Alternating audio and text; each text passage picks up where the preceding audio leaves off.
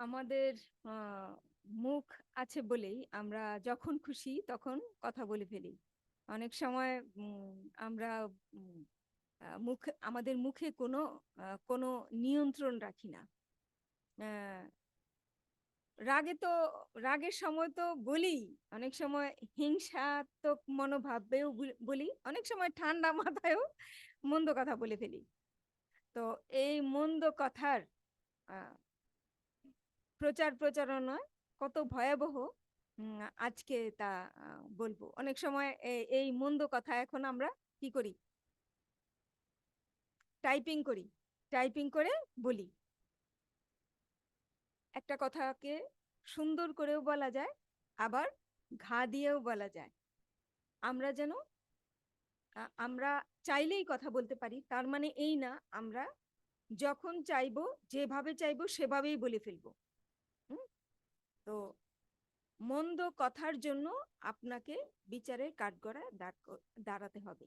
আর মন্দ কথার জন্য আপনাকে আহ, আহ, উম, দোজখের আগুনের আগুন আগুনও নেও পুড়তে হতে পারে। তো আমাদের যাদের আহ, মুখে লাগাম নেই, তাদের উদ্দেশ্যে আমার এই আয়াতগুলো, অনেক আয়াত আছে, সবগুলো একত্রে আনা সম্ভব না। আমি পর্যায়ক্রমে আমার কাছে আমি লিস্ট করে রেখেছি, পর্যায়ক্রমে আমি এগুলো ইয়ে করব। কিন্তু এখন আমি একটু যেগুলো দেখাচ্ছি সেগুলো এখন আমি একটু কোরআন থেকে এবং বাইবেল থেকেও নিব। প্রথমে চলে যাচ্ছি হচ্ছে আম, 74-এর 45। সেটা হচ্ছে যে তারা সাকারে কেন, যে সাকার মানে আগুনে, আগুনে কেন, কারণ তারা বিভ্রান্তমূলক আলোচনায় লিপ্ত ছিল। হুম, 47-45।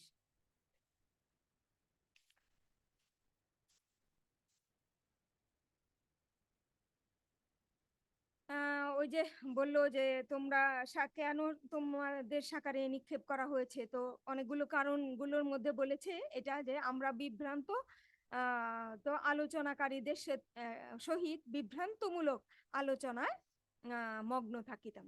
হুম, তিনটা কারণের মধ্যে এই একটা কারণ। দোজখীরা বলছে যে আমরা বিভ্রান্তমূলক আলোচনা কারীদের সাথে বিভ্রান্তমূলক আলোচনা করতাম, হুম, নিমগ্ন থাকিতাম।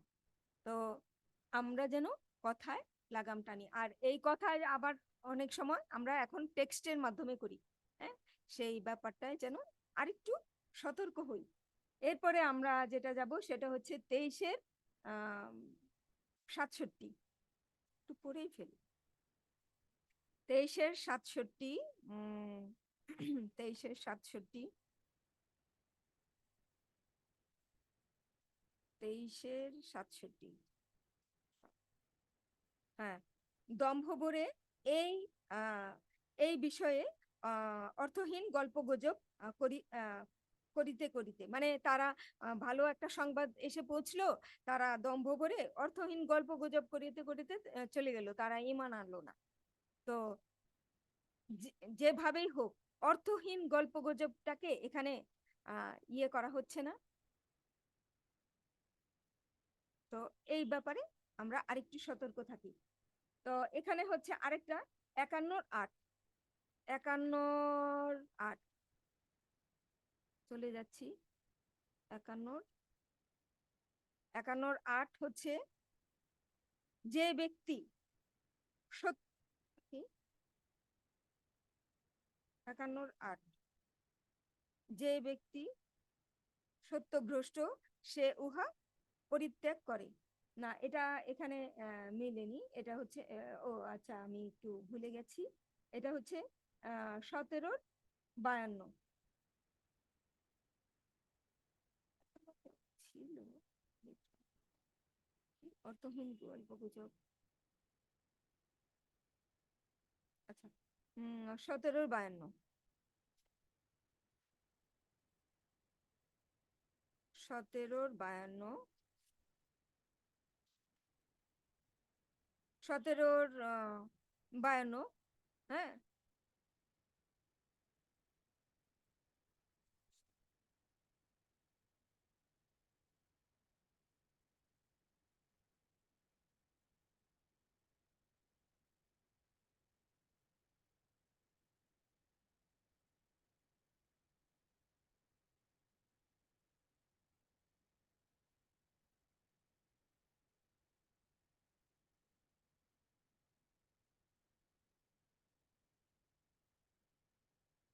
আর 53, সরি, এখানে আমার একটু ভুল হয়ে গেছে। হ্যাঁ, এটা হচ্ছে এই জন্য হলো, দেরি হলো, ক্ষমা প্রার্থী। 17-53 এটা হচ্ছে যে কি আমার বান্দা দিগকে যাহা উত্তম তাহা বলিতে বলো। আহ নিশ্চয় শয়তান উহাদের মধ্যে বিভেদ সৃষ্টির উস্কানি দেয়। তো এখানে বলা হচ্ছে যে কি যা উত্তম, উত্তম কথা বলার জন্য উম, আদেশ করছেন। এবং আহ, নিশ্চয় শয়তান উহাদের মধ্যে বিভেদ সৃষ্টির উস্কানি দেয়। তো তারা যেন তাদের মধ্যে বিভেদ ঘটানোর জন্য উস্কানি দেয়। শয়তান তো মানুষের প্রকাশ্য শত্রু। এই ধরনেরই আরেকটা ছিল 51-8, পরস্পর বিরোধী কথা। উম, তো একটু দেখি। উম, অর্থহীন গল্পের জন্য বেশ,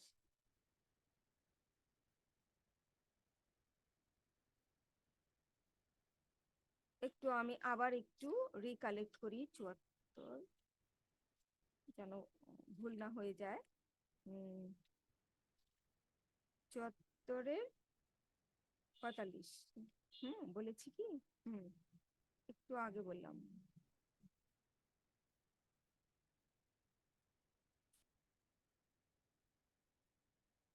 হ্যাঁ, 45। আর হচ্ছে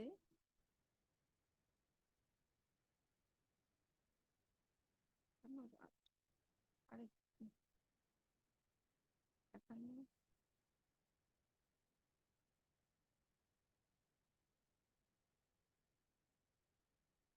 হুম, 51-8, তোমরা তো পরস্পর বিরোধী কথায় লিপ্ত। হুম, এই যে এখানে 51-8 আমি ঠিকই লিখেছি। 51-8 আর 17-র 53 একই রকম, যে পরস্পর বিরোধী কথায় লিপ্ত এবং বিভেদ তৈরি করতে চায়। তারপর হচ্ছে উপহাসমূলক আলোচনায় মগ্ন থাকিতাম, এটা হচ্ছে 6-এর 68। 6-এর 68। আট। হুম, তুমি যখন যখন দেখো তাহারা আমার আয়াত সমূহ সম্বন্ধে উপহাস করিতেছে, কি উপহাসমূলক আলোচনায় মগ্ন, তখন তুমি উহা হইতে সরিয়া পড়ো, যে পর্যন্ত না তাহারা অন্য প্রসঙ্গে যুক্ত হয় এবং শয়তান যদি তোমাকে ভ্রমে ফেলে, তবে স্মরণ হওয়ার পর জালিম সম্প্রদায়ের সাথে আর বসবে না। এই যে এখানে মন্দ কথা বললে তার সাথে মানে তারা যতক্ষণ পর্যন্ত এই বিভ্রান্তমূলক আলোচনা না করে, যদিও বা এটা আসলে যে ইয়ের কথা বলা হচ্ছে, দিনের কথা বলা হচ্ছে, তবুও আমি বলবো যে মন্দ কথা থেকে আমাদের সরে আসতে হবে। এখানে অনেকেই মনে করবে যে এটা তো বলা হচ্ছে যে দিনের কথার ব্যাপারে বা কোরআনের কথার ব্যাপারে, কিন্তু এখানে যারা উপহাস করে, হ্যাঁ, হাসি ঠাট্টা করে, তা কিন্তু যেভাবেই হোক আপনি কোনোভাবেই প্রমাণ করতে পারবেন না যে এখানে মন্দ কথা সম্পর্কে নাই।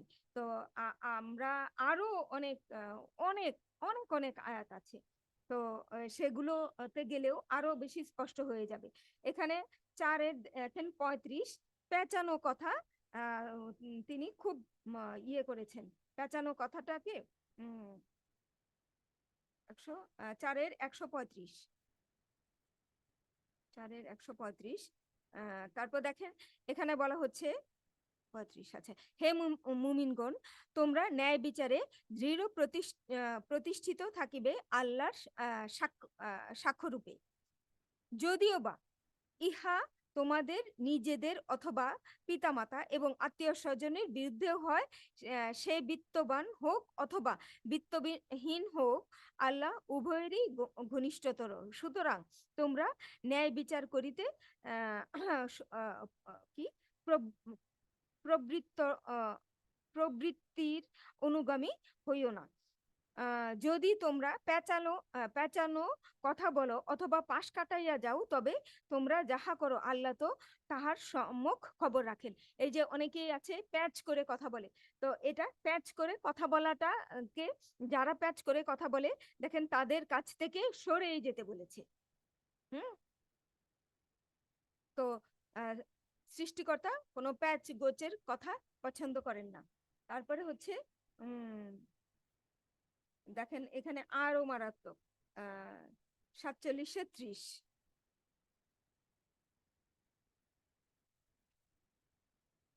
47-30। আমি ইচ্ছা করিলে তোমাদিগকে কি তোমাকে উহাদের পরিচয় দিতাম, ফলে তুমি উহাদের লক্ষণ দেখিয়া উহাদিগকে চিনিতে পারিবে, মানে মুশরিকদের, হ্যাঁ, কাফিরদের।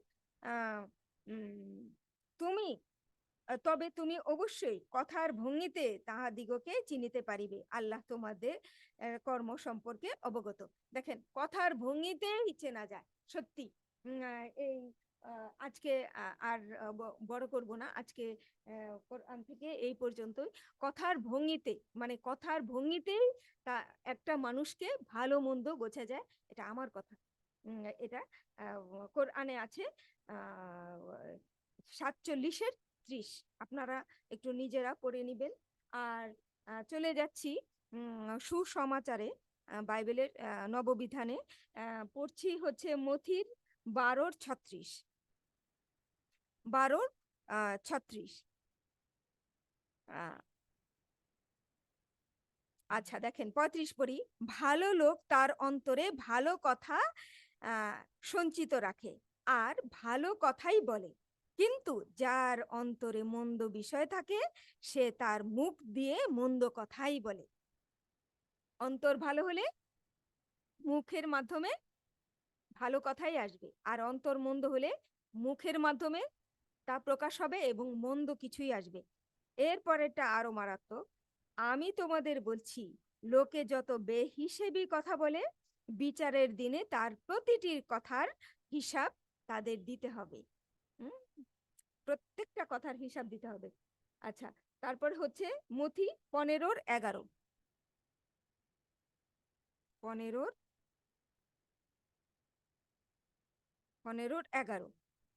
মানুষ যা খায় তা মানুষকে অসুচি করে না, কিন্তু মুখের ভেতর থেকে যা বের হয়ে আসে তাই মানুষকে অসুচি করে। তো এই আয়াতের মাধ্যমে তিনি বলছেন যে মানুষ কি খেলো না খেলো তাকে সেটা তাকে অসুচি করে না, কিন্তু আমাদের কথা আমাদেরকে অসুচি করে। এ ধরনের কথা বলা এবং লেখা থেকে বিরত থাকি, এবং আমরা যেন পরস্পরের সাথে সুন্দর কথা বলি। এবং আরেকটা আয়াত আছে যে যে সুন্দর ব্যবহারের মাধ্যমে শত্রুকেও বন্ধু করা যায়। আয়াত নাম্বারটা মনে নাই, কিন্তু নিঃসন্দেহে এ ধরনের আয়াত রয়েছে। একটু দেখেই ফেলি।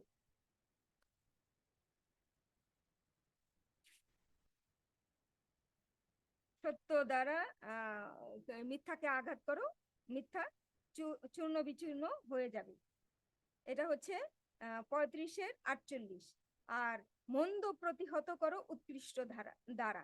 তো ওই শত্রু বন্ধুতে পরিণত হবে 41-43। তো এখানে দেখেন কথার কত মর্যাদা। কথার ব্যাপারে আরো আমরা সাবধান হই। ধন্যবাদ।